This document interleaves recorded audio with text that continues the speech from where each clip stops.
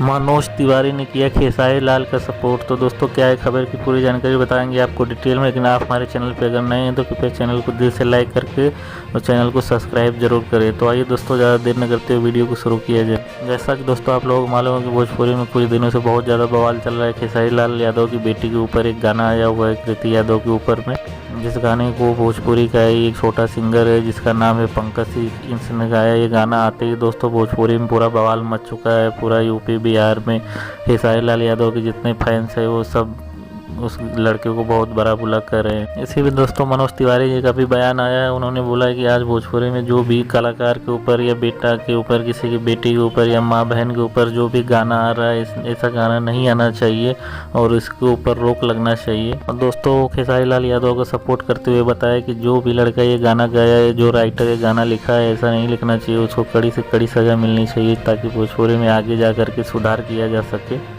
और दोस्तों मनोज तिवारी ने यह भी बताया कि पूरा हम दोस्तों को रिक्वेस्ट कर रहे हैं कि कृपया ऐसे गाने को लाइक न करें, नहीं सुने, और ऐसे गाने आ रहे हैं तो उनको ब्लॉक किया जाए। सेंसर बोर्ड से भी अपील किए हैं कि ऐसे गाने नहीं निकलना चाहिए। किसी कलाकार का भी एक इज्जत मान सम्मान होता है। दोस्तों सुनने में आ रहा है कि खेसारी लाल यादव पंकज सिंह के ऊपर में केस कर दिए और जल्दी उसको पकड़ा जाएगा और जेल में भी डाला जा सकता है। तो दोस्तों ये थी खबर की पूरी जानकारी। वीडियो अगर आपको अच्छी लगी तो कृपया चैनल को दिल से लाइक करें और वीडियो को लाइक करके चैनल को सब्सक्राइब जरूर करें और अच्छी जानकारी के लिए।